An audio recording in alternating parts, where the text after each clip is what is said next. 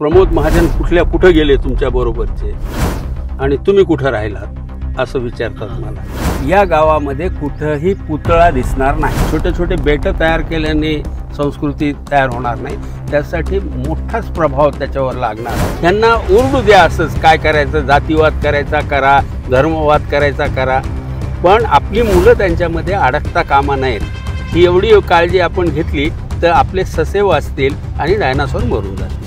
नमस्कार, मी मनोज भोयर, मॅक्स महाराष्ट्रामध्ये आपल्यासोबत आम्ही घेऊन येतो आहे आपल्या भेटीला ज्येष्ठ साहित्यिक, शेतकऱ्यांच्या प्रश्नावर काम करणारे सामाजिक कार्यकर्ते आणि लेखक आणि पत्रकार सुद्धा, ज्यांचं नाव आहे अमर हबीब। खूप नमस्कार, स्वागत आहे आपलं। नमस्कार। आणि आंबेजोगाईला आम्ही दोघे या, मी त्यांना भेटायला इथे आंबेजोगाई इथे आलो आहे आणि बीड जिल्ह्यातलं मस्साजोग प्रकरण आणि त्या पार्श्वभूमीवर बीडची होणारी एकंदरीत चर्चा राज्यामध्ये, देशामध्ये, आणि त्यातही असं एक आंबेजोगाई गाव जे अत्यंत वैशिष्ट्यपूर्ण आहे, सांस्कृतिकरित्या, सामाजिक दृष्टिकोनातून सुद्धा ज्या गावाची ओळख सबंध महाराष्ट्रात आहे। तर हे गाव कसं आहे, या गावातली एकात्मता कशी आहे, भाईचारा कसा आहे, एकोपा कसा आहे, गुण्यागोविंदानं सर्व समाजाचे, धर्माचे लोक इथे कसे राहतात, काय नेमकं या गावातलं वैशिष्ट्य आहे की ज्यामुळे एका सूत्रामध्ये हे गाव बांधल्या गेलेलं आहे, हे आपल्याला जाणून घ्यायचं आहे अमर हबीब यांच्याकडून। अमरजी सांगा। मी मुळातला अंबाजोगाईचा आहे, बाकीची विशेषणं मला काही फार महत्त्वाची नाही आहेत। अंबाजोगाई, या अंबाजोगाईची 3 वैशिष्ट्ये आहेत। तुम्ही अंबाजोगाईत आल्याबरोबर फेरफटका मारा, या गावामध्ये कुठेही पुतळा दिसणार नाही। ही गोष्ट खरी आहे की इथं अनेक महात्म्यांचे, नेत्यांचे नावाचे चौक आहेत, पण त्या चौकामध्ये कोणाचा पुतळा नाही आहे, हे एक वैशिष्ट्य। दुसरं वैशिष्ट्य असं आहे की इथं दंगल होत नाही। म्हणजे 60च्या अगोदर कधीतरी एकदा झाली होती दंगल, पण त्याच्यानंतर नाही म्हणजे बाबरी मशिदीच्या वेळेला जेव्हा सगळा देश पेटलेला होता, त्यावेळेला सुद्धा इथल्या पानटपऱ्या, इथल्या चहाची दुकानं, हे ते सगळं उघडं होतं। इथं अजिबात त्याचा परिणाम झालेला नव्हता। आणि तिसरं जे आहे वैशिष्ट्य या गावाचं की इथं रेड लॅम्प एरिया नाही आहे। हे 3 वैशिष्ट्ये आमच्या गावची आहेत। हे गाव सांस्कृतिकदृष्ट्या समृद्ध आहे। अंबाजोगाईमधलं मुकुंदराज सभागृह हे वर्षातले 365 दिवस एंगेज राहतं। तिथं कधीतरी नाटकं होतात, व्याख्यानं होतात, स्नेहसंमेलनं होतात, कंटिन्युअस अशा ॲक्टिव्हिटीज होतात। या गावामध्ये आमच्या अगोदरच्या पिढीनं हा एक संस्कार केलेला आहे आणि महाराष्ट्रातच नव्हे तर देशातले दिग्गज लोक इथं यावेत असा प्रयत्न इथले लोक सतत करत आलेले आहेत। त्यामुळे हे गाव सांस्कृतिकदृष्ट्या खूप समृद्ध आहे। म्हणजे आपण जर गुगलवरती काही माहिती घेतली, जसं योगेश्वरी मंदिराचं दर्शन घेतलं गेलं, तर योगेश्वरी मंदिराचा इतिहास कसा आहे, काय काय गोष्टी आपल्याला गुगलमध्ये आढळतात या गावामध्ये, तर 2 भूषणं महत्त्वाचे। एक तर तुम्ही त्याचा उल्लेख केला, दासोपंत जोडीला आहेच, होय, काय त्याचा इतिहास असावा, आणि दासोपंत आणि मुकुंदराज अशी 2 साहित्यिक, सांस्कृतिक, सामाजिक अशी ओळख असलेले आहे, ज्यांचा लिखाणामध्ये भरपूर नाव घेतलं जातं, ज्याचे खूप संदर्भ आपल्याला सापडतात। दस्तऐवज ज्यांनी दासोपंतांनी खूप करून टाकला, बरोबर ठेवलेला आहे। 2 नावं अंबाजोगाईशी कायम जोडलेली आहेत। खरं म्हणजे 3 आहेत, पण साहित्य क्षेत्रातली 2 आहेत। एक आद्यकवी मुकुंदराज, त्यांची समाधी, आणि त्याच्यामुळं साहित्य त्यांचा विवेक सिंधू नावाचा ग्रंथ आहे।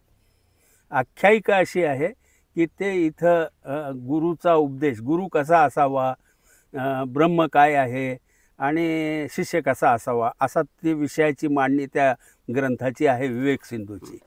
तो ग्रंथ लिहिलेला आहे। पण दासोपंत हा एक मोठा चमत्कार ह्या गावामध्ये होऊन गेला।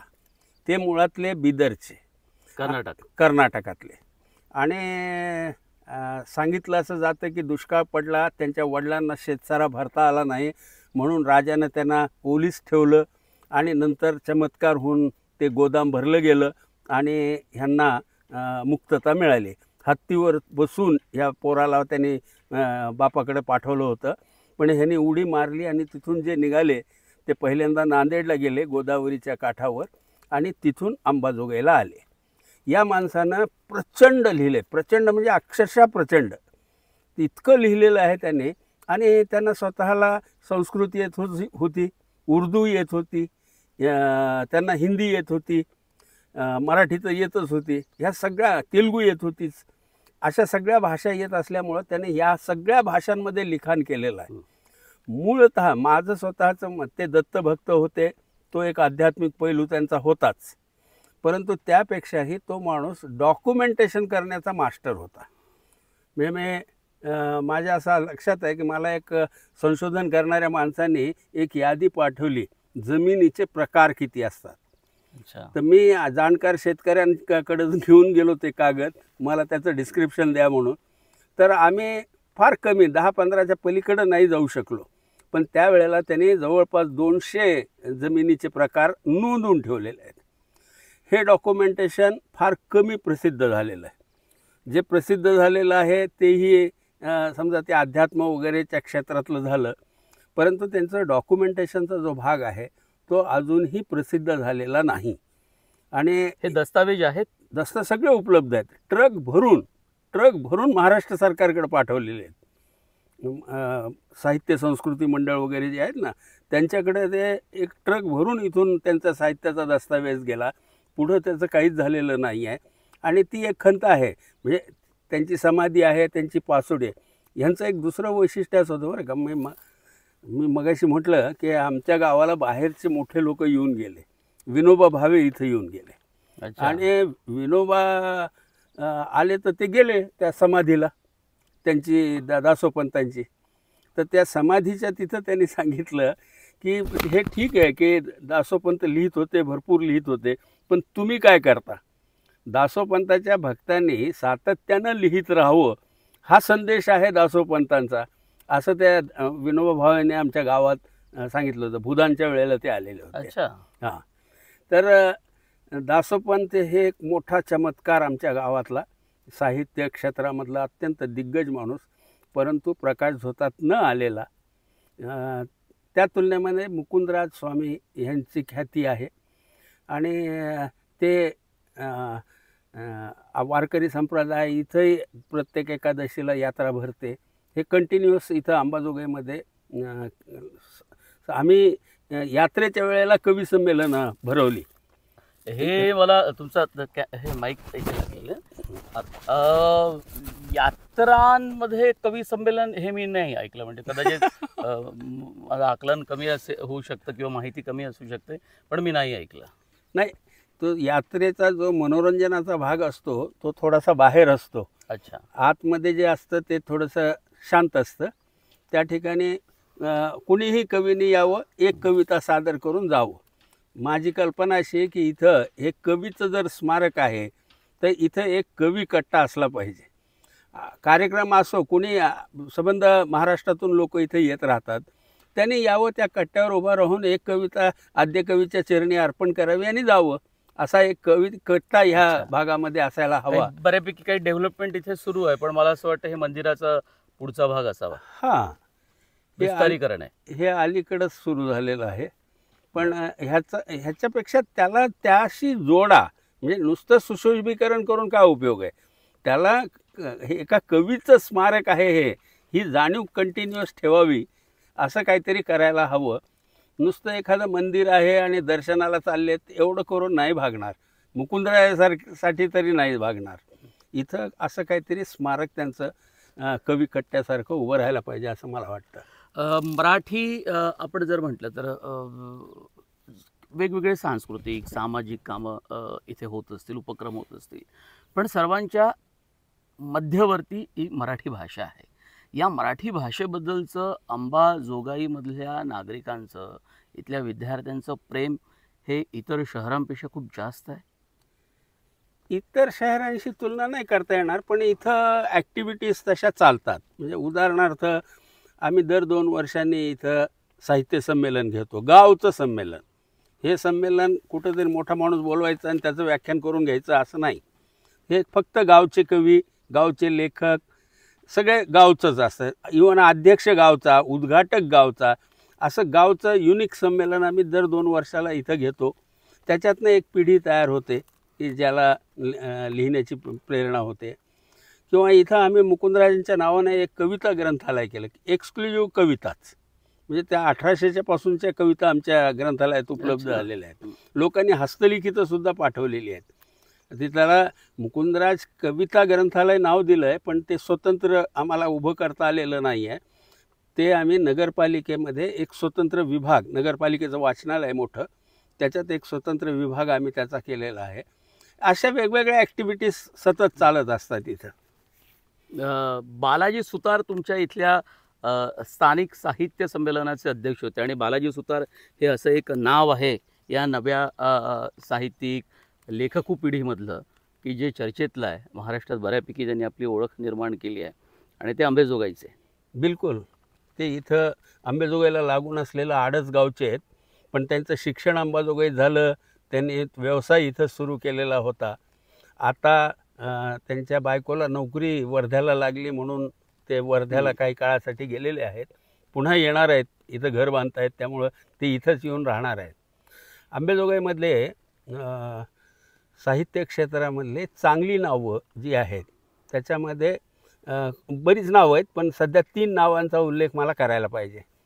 एक तर रंगनाथ तिवारी म्हणून आहेत.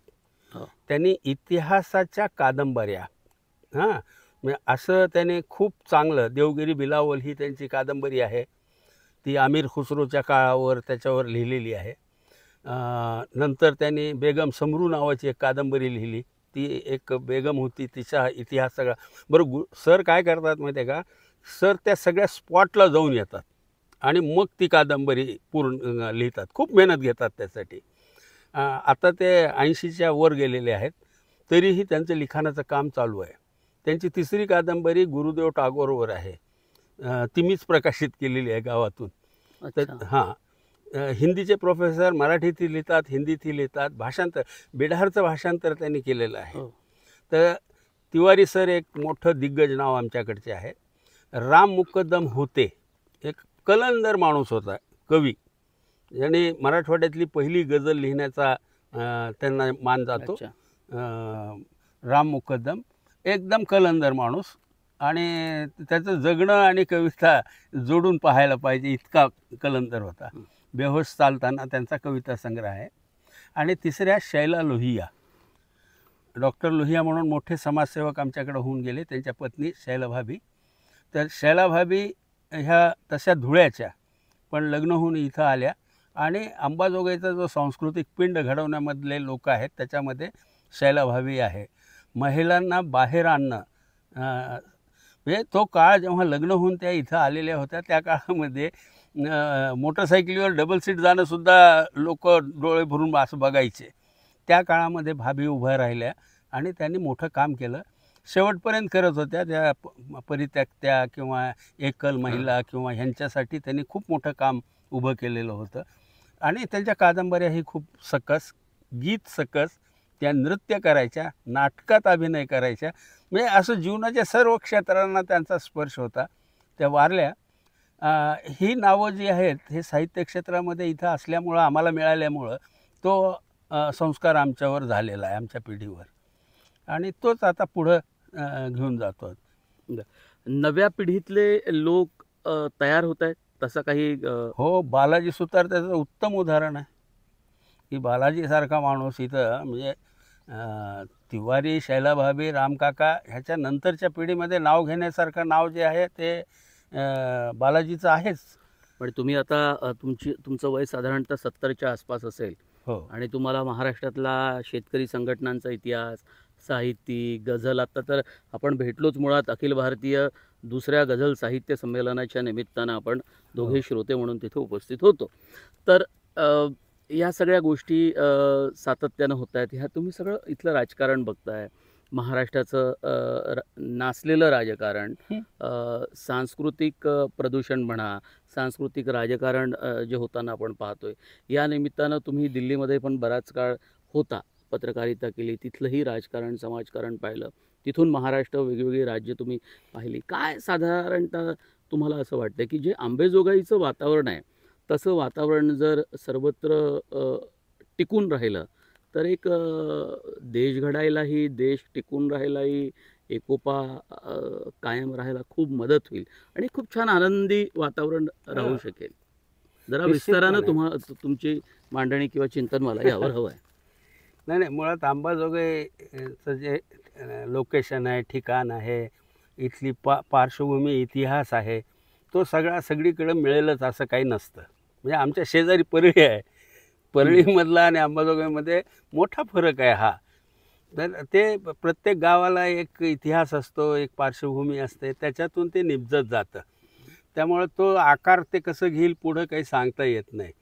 एक मॉडेल सगळीकडे लागू पडत नाही बरं का. तुम्हाला सांगतो की हे पाणीवाले वगैरे जे लोक करतात ना, की त्या गावाला सुजलाम सुफलाम केलं आणि तसं मॉडेल सगळीकडे लागू होईल असं होत नसतं.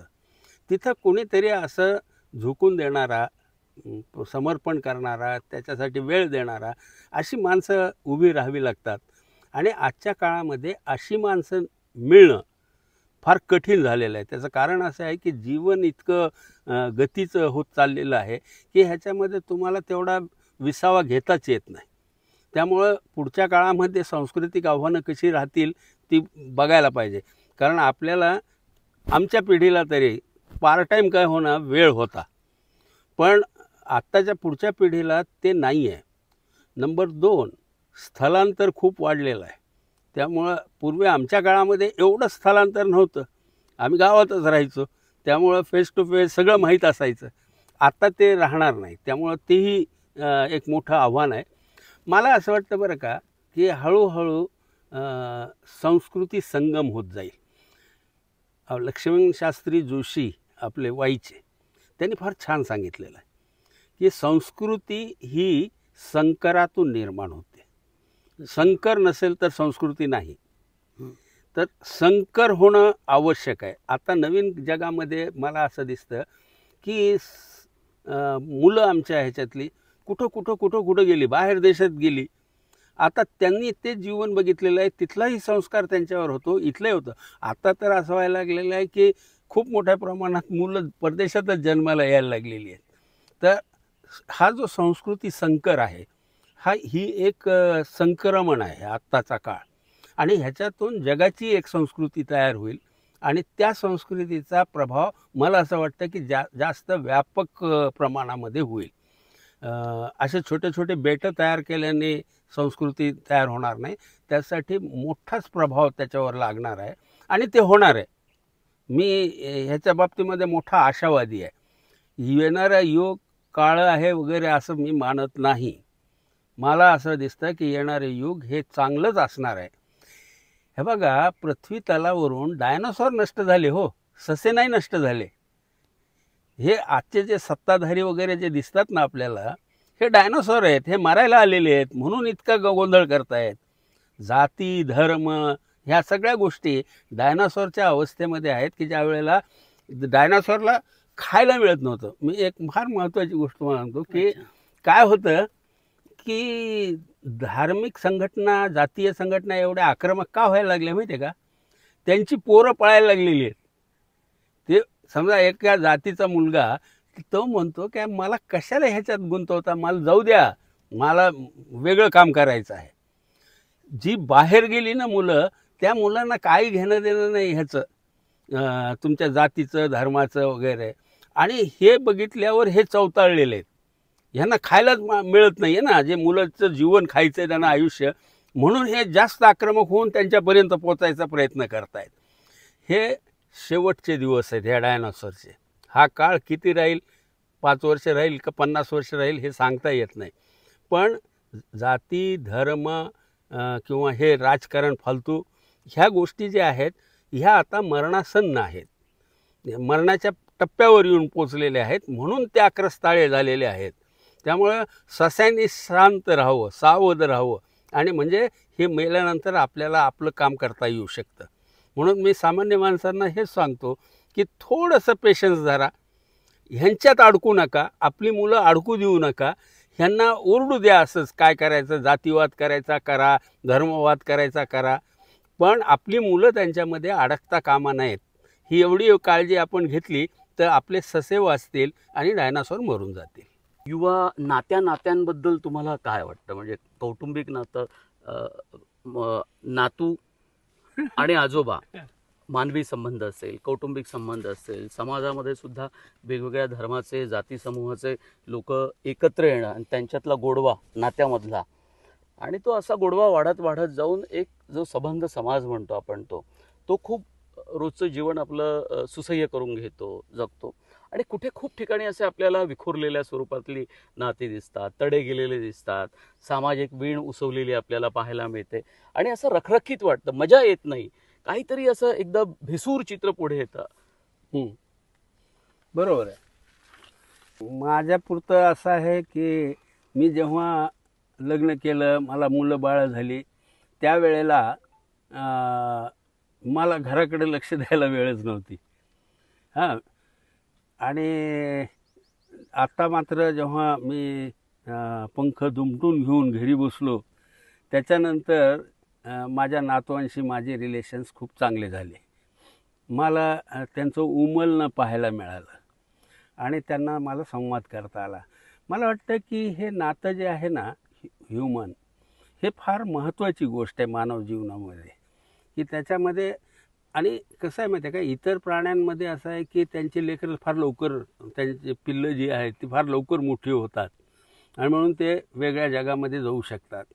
पण माणसाचं असं आहे की त्याची ग्रोथ स्लो आहे, त्याला खूप वर्ष लागतात आणि त्याचं संगोपन करावं लागतं. हे दुसऱ्या प्राण्यांमध्ये फारसं दिसत नाही, पण माणसाला आपली लेकरं मोठी करावीच लागतात आणि हे काळजीपूर्वक होणं फार महत्त्वाचं आहे. पण होतं काय माहिती आहे का, की आईबाप जे असतात ना, त्यांचा अनुभव कमी असतो तुलनेनं. आजोबा आजी ह्यांचा अनुभव थोडा जास्त असतो. म्हणजे मी आता थोडासा पॉज घेऊन मागे वळू शकतो. ते आईबाप आपल्या कामामध्ये असतात, त्यांना प्रायोरिटी ती असते किंवा कमवायचं आणायचं ह्याच्यामध्ये जास्त ध्यान असतो, तुलनेनं आजी आजोबांना नसतो. मला असं वाटतं की आजी आजोबांचा स्नेह लेकरांना, नातवांना मिळाला पाहिजे. आणि आजी आजोबांना माझा सल्ला असा आहे की त्यांनी नातीच्या पाठीशी उभं राहिलं पाहिजे. काय होतं माहिती आहे का, की तरुण आईबाप जे असतात त्यांना काही जग माहीत नसतं, त्यामुळं कुठल्या तरी फालतू गोष्टींचे त्यांचे अहंकार तयार होतात आणि त्या सगळ्याचा फटका बसतो त्या नातीला. तिला तिच्या पाठीशी उभं राहणं ही फार महत्त्वाची गरज आहे. आणि नवीन काळामध्ये तर मी आता तालुक्याच्या ठिकाणी राहतो म्हणून मला इथलं जग जास्त माहीत आहे. तर तालुक्याच्या ठिकाणी सारख्या जागेवर आईबापांनी आपल्या नातींच्या आईबापांनी काळजी घ्यावी, ओके, पण त्यांच्या मर्यादा आहेत. मी त्यांना दोष देत नाही आहे, त्यांच्या मर्यादा आहेत. तुम्हाला कळतं ना, तुम्ही आजी आजोबा आहात ना, तुम्हाला कळतं ना, तर तुम्ही त्या नातीची पाठीशी, तिचे पाय कुणीही ओढता कामा नये, तिला आकाशात उडू द्या. आणि हे आकाशात उडू देण्याचं काम, जबाबदारी ही आजी आजोबांची आहे असं मला वाटतं. मी ज्येष्ठ नागरिकांच्याही प्रत्येक ठिकाणी गेल्यावर ही गोष्ट आवर्जून सांगतो की कोण उभं राहणार आहे त्या मुलीच्या मागे. तिचे आईबाप जर त्याला म्हणत असतील की तू हे कर, ते नको करूस वगैरे, त्यावेळेला तुम्ही हस्तक्षेप करा आणि तुमच्या लेकरांना, म्हणजे तिच्या आईबापांना समजावून सांगा की तुम्ही हे करू नका, आमची जबाबदारी, तिला मोकळं राहू द्या. ही गोष्ट आहे ना सगळ्या क्षेत्रामध्ये, बरं का, जिथं जिथं सर्जक आहेत तिथं तिथं त्यांच्या स्वातंत्र्याचा संकोचच केला जातो. ते शेतकरी असो की स्त्री असो, ती नात असो की कोणीतरी गावामधला शेतकरी असो, ह्या सगळ्यांना आम्ही बंधनं घालत राहतो. ते ही बंधनं घालू नयेत. जो ॲक्सेस होईल त्यांचं बंधनं तोडण्याचा, तो ॲक्सेस त्यांना मोकळा करून दिला पाहिजे असं मला वाटतं. शेती मातीशी तुमच्या खूप भावना निगडीत आहे आणि शेतकऱ्यांच्या संदर्भातले जे काही आत्ता प्रस्तावित विद्यमान कायदे आहेत ते त्यांचं जीवन संपवणारं, त्यांची शेती संपवणारे कायदे आहे, त्यांच्या विरोधात अशी मांडणी गेल्या अनेक वर्षांपासून तुम्ही सातत्याने करत आहात. हा थोडासा एक वेगळा भाग होऊ शकेल, कारण कायदे क्लिष्ट आहे, ती एक वेगळी मांडणी. पण या निमित्तानं शेतकऱ्यांचं भावविश्व हे आता तुम्ही कसं पाहता? म्हणजे त्यांच्या आत्महत्या, मुलं, त्यावर येणारे काही चित्रपट, माहितीपट, त्याची होणारी साधारणतः चर्चा, अशा सगळ्याच गोष्टी. मला असं वाटतं बरं का की मी थोडीशी नवीन गोष्ट ह्याच्यामधली ॲड करू इच्छितो. आत्तापर्यंत सरकारला शेतकऱ्यांना बांधून ठेवणं ही व्यवस्था आपल्या देशामध्ये लागू झाली. म्हणजे 1950च्या नंतर सातत्यानं शेतकऱ्याला बांधलं गेलं. पण तुम्ही पाणी अडवलं ना तर पाणी दुसरी वाट काढत असतं. तुम्हाला सांगतो की या अनुभवानंतर शेतकऱ्याने एक वाट काढली. ती वाट अशी आहे की त्याने आपल्या मुलांना शिकवलं. काय थोडं बहुत शिकवलं, आपली जमीन विकली. तुम्ही बघितलं असाल MPSC करायला जी शेतकऱ्यांची मुलं तिथं जातात, त्यासाठी अनेकदा ह्या लोकांनी जमिनी विकल्या. हे सगळं म्हणजे घास बाजूला ठेवून त्या मुलाला शिकवण्याचं काम केलं, मुलींना शिकवायचं काम केलं.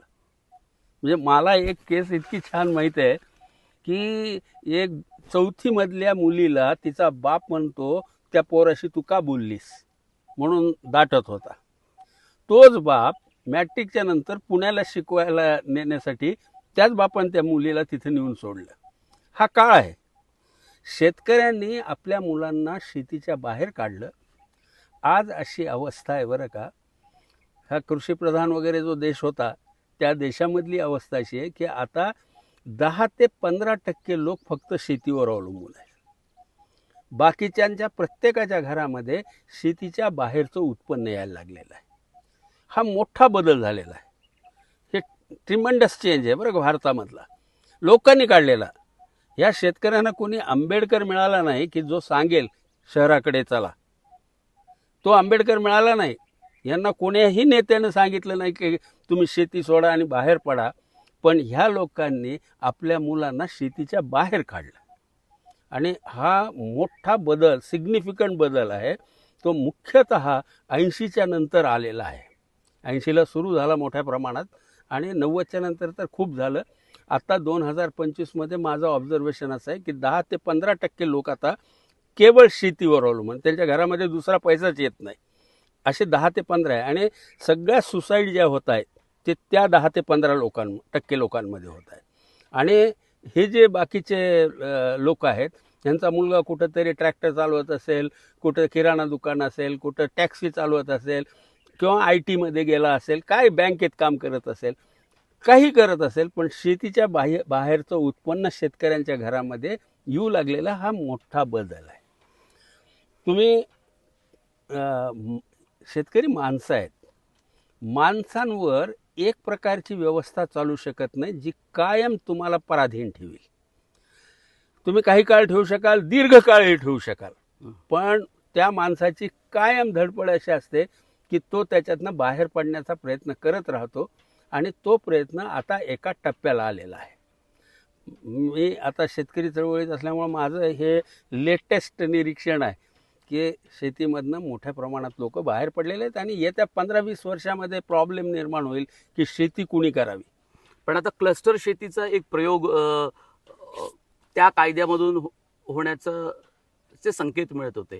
जे कायदे शेतकऱ्यांच्या विरोधामुळे बंद करण्यात आले होते की मोठ्या प्रमाणात समूह शेती वगैरे, मग ही शेती जर शेतकऱ्यांनी केली नाही तर एक क्लस्टर शेती होईल आणि मग त्यातून शेतकऱ्यांचं काही भलं होईल का? काय काय होईल नेमकं? शेती तर लागेल तुम्हाला, तुम्ही जगणार कशामुळे? मार्केट कशामुळे चालेल?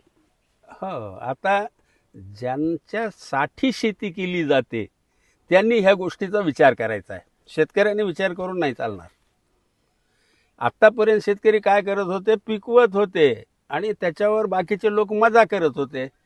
आता पिकवायचं कमी होणार आहे आणि मग ज्यांना समस्या येणार आहेत त्यांनी मार्ग काढायचा आहे. त्यांनी तर फार काही विचार केल्याचं मला दिसत नाही. गेल्या काही की समूहानं कोणी असा विचार केला की हा शेतकरी आपल्यासाठी जगतोय, असा कोणी विचार केला का लोकांनी?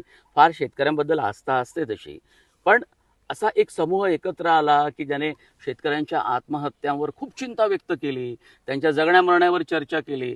एक समाजातला एक एक छोटा गट असतो, पण तो म्हणजे समाज नव्हे. नाही, बरोबर आहे. उद्या शेती बंद झाली तर तुमच्या घरामध्ये डाळी, अन्नधान्य, भाजीपाला कुठून येणार? सगळ्यांचे वांदे होणार आहेत. हा.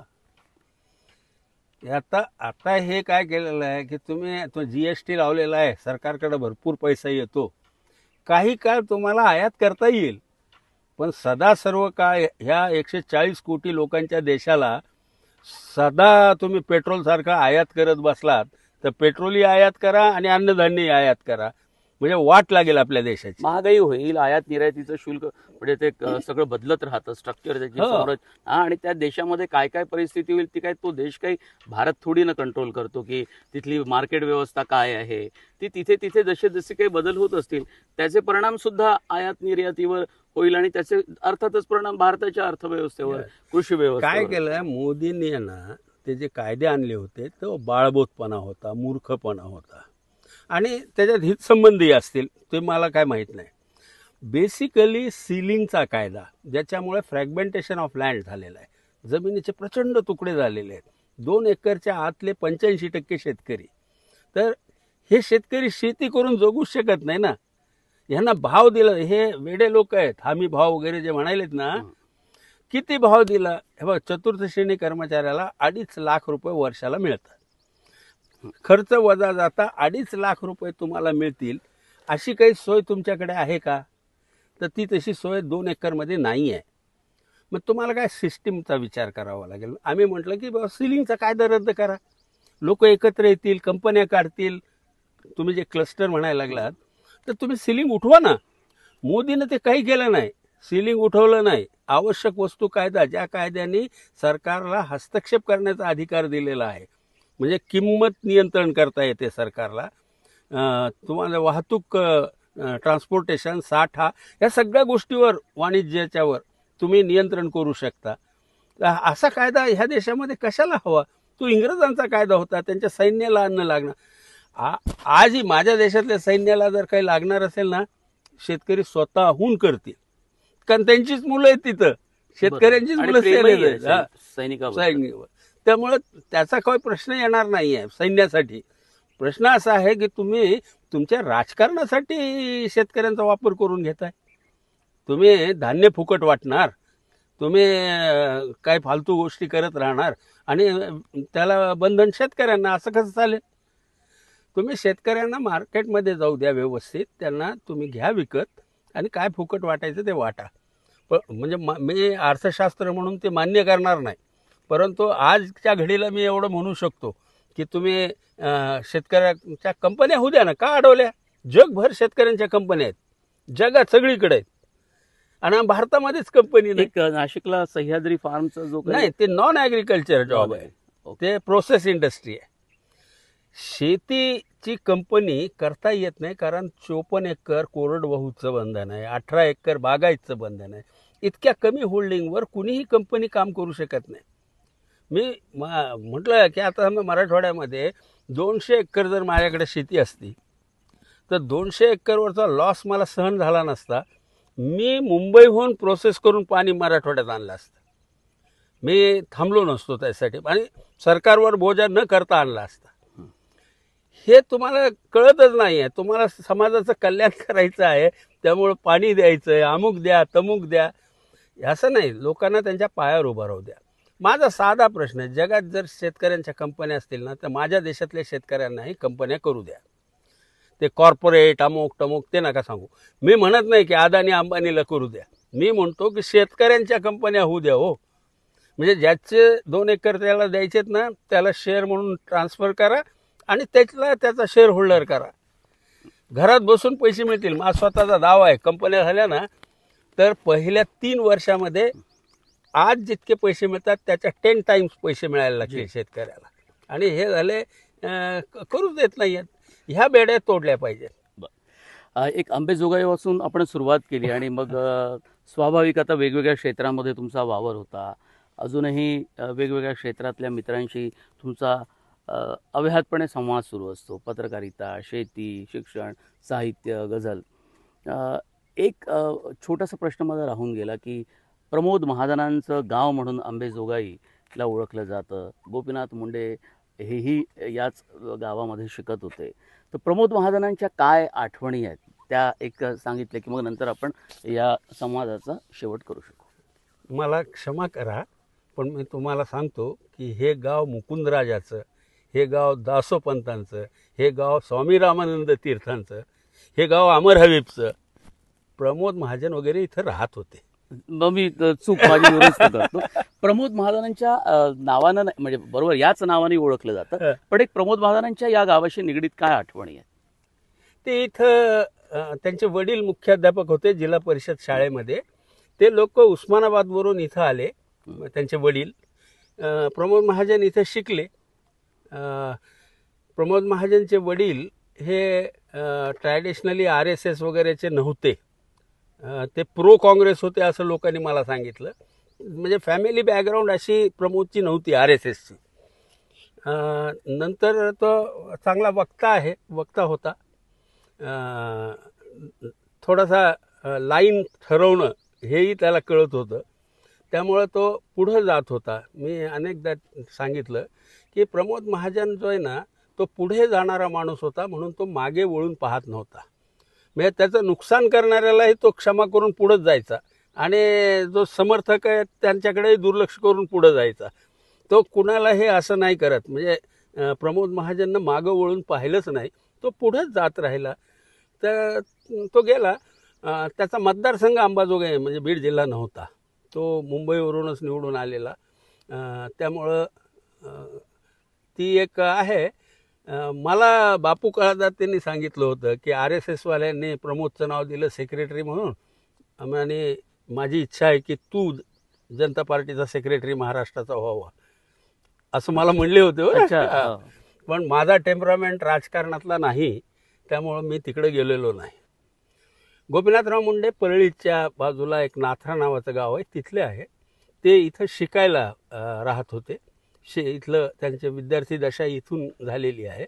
पण त्यांचा मुख्य वावर जो होता, बालपण वगैरे, ते नाथऱ्यामध्ये गेलेलं होतं. हा मतदारसंघ आमचा विधानसभेला राखीव आहे, आणि त्यामुळं इथं नव्हते. पण लोकसभेला गोपीनाथराव निवडून आले. त्याच्यानंतर त्यांचं राजकारण फार पुढं गेलं. ते इथं अंबाजोगाईच्या ह्याच्यामध्ये त्यांचा काय फारसा ढवळाढवळ नसायची बरं का. तिथं होती परळीला त्यांनी राजकारणच करायचं, त्यांचा मतदारसंघ होता विधानसभेचा, त्यामुळे तिथं काय करत असतील ते करत असतील. पण अंबाजोगाईमध्ये गोपीनाथरावांनी सतत सकारात्मक भूमिका घेतलेली आहे. म्हणजे काही असा डिस्टर्ब आला आहे की काहीतरी केलं आहे वगैरे असं काही त्याने केल्याचं मला नाही दिसलं. प्रमोद महाजनचा तर काही संबंधच नव्हता. तो पुढे गेला तर पुढेच गेला, अंबाजोगाईशी काहीच त्याचा संबंध नाही. संबंध आला होता प्रमोद महाजन? हो. म्हणजे विद्यार्थी इथं आहे ना, मराठवाड्यातलं सगळं नेतृत्व 1974च्या विद्यार्थी आंदोलनानं दिलं. प्रमोद महाजनचाही जन्म त्याच आंदोलनातला. विद्यार्थ्यांचं आंदोलन झालं होतं. वसमतला गोळीबार झाला होता बेरोजगार तरुणांच्यावर. 2 जण मारले गेलेले होते. त्याच्यानंतर कृषी विद्यापीठ परभणी, तिथल्या मुलांनी परीक्षेवर बहिष्कार टाकला, आणि मग ते सगळं वातावरण मराठवाड्यात पेटलं. तो काळ लक्षात घ्या की गुजरातमध्ये नवनिर्माणचं आंदोलन, बिहारमध्ये जयप्रकाश नारायणचं आंदोलन, आणि त्याच्या मधल्या काळामध्ये मराठवाड्यामधलं विद्यार्थी आंदोलन. अच्छा, असा तो काळ आहे. आणि त्या काळात विद्यार्थ्यांनी मोठं आंदोलन केलं. खूप मोठं नेतृत्व बाहेर आलं. म्हणजे अनेकांची नावं मी घेऊ शकतो की ज्यांचं नेतृत्व पुढं मराठवाड्यातले नेते म्हणून उल्लेख झाला. म्हणजे तो विजय गव्हाणे नावाचा एक जण नेता आहे, किंवा आता राजूरकर एक आहे, तो विद्यापीठच्या विद्यार्थी संसदेचा पदाधिकारी होता. वसंत काळे होते. अनेक लोकांची नावं आहेत की ह्या सगळ्या लोकांनी मराठवाडा विद्यार्थी आंदोलनातून पुढे आलेले लोक आहेत. त्याच्यातला प्रमोद एक आहे. अच्छा. तर त्यामुळं त्या आंदोलनामध्ये मी पण होतो, त्यामुळं मी पण आलो. तुम्ही ते असते हयात तर तुम्ही एकाच वयाचे असते किंवा ते थोडं मोठं होतं माझ्यापेक्षा, थोडे मोठे? 4 वर्षाचे. आणि गोपीनाथरावांची आणि प्रमोद महाजनांची मैत्री इथेच हां, फुलली. इथंच होती. आणीबाणीमध्ये आम्ही सगळेजण एका तुरुंगातही होतो. तिथेही ते जास्त जवळ आले, अनेक लोक जास्त जवळ आले त्या काळामध्ये. आणि तिथंच त्याला कळलं की प्रमोदला की गोपीनाथ मुंडेचं त्यांच्या बहिणीवर प्रेम आहे. म्हणून प्रमोद महाजननं पुढाकार घेऊन ते लग्न लावून दिलं. त्या लग्नाला काही अशी खळखळ वगैरे काही झालेली नाही. म्हणजे तिकडूनही गोपीनाथरावांच्याही फॅमिलीमधनं काही विरोध नव्हता, इकडूनही विरोध नव्हता. ते व्यवस्थित लग्न झालेलं, त्यामुळे त्यांचे नाते रिलेशन होते. एक गोष्ट मला वारंवार विचारली जाते बरं का, प्रमोद महाजन कुठं गेले तुमच्याबरोबरचे आणि तुम्ही कुठं राहिलात, असं विचारतात मला. अच्छा. तर त्याला मी उत्तर असं देतो बरं का, एका झाडावरचे 2 फुलं ते एका माळ्याने तोडले. एक फूल गजऱ्यात गेला आणि दुसरा फूल कोणीतरी देवाला नेला. ते दोन्ही फूल पुन्हा नदीत एकत्र भेटले आणि ते विचारायला लागले की तुझी रात्र कशी गेली. देवाच्या समोर पडलेलं फूल म्हणालं की मी रात्रभर गंधित होत होतो. जो कोणी माथा टेकायला देवाजवळ यायचा त्याला मी सुवास द्यायचो. दुसरा फूल म्हणाला रात्रभर चुरगळायला गेलो. ते वारांगण्याच्या केशकलापात लागला गजऱ्यामध्ये आणि रात्रभर चुरगळला गेलो. आता ह्याच्यातलं एक फूल होतं ते आणि एक फूल होतं हे. तुम्हाला काय सांगायचं मला कळलेलं आहे. खूप धन्यवाद अमरजी. मनमोकळ्या गप्पा झाल्या अंबाजोगाईत. बाकी महाराष्ट्रात वेगवेगळ्या शहरामध्ये आपली भेट होतच राहिलेली आहे, गप्पाही झाल्या. पण आज मात्र या पहिल्या पॉडकास्टसाठी आम्ही तुमची भेट घेऊ शकलो आणि संवाद झाला आणि इथून सुरुवात होणार आहे वेगवेगळ्या क्षेत्रातल्या मान्यवरांशी अशाच खुलास गप्पा आम्ही करणार आहोत. खूप धन्यवाद. धन्यवाद. या दिलखुलास गप्पा तुम्हाला कशा वाटल्या तुम्ही कमेंट बॉक्समध्ये जरूर आम्हाला कळवा. आणि तुम्हाला ही मुलाखत आवडली असेल तर तुम्ही त्या प्रतिक्रिया नोंदवालच कमेंट बॉक्समध्ये. याशिवाय तुम्ही मॅक्स महाराष्ट्र हे आमचं डिजिटल चॅनल सबस्क्राईब केलं नसेल तर ते अवश्य करा अशी मी तुम्हाला विनंती करतो.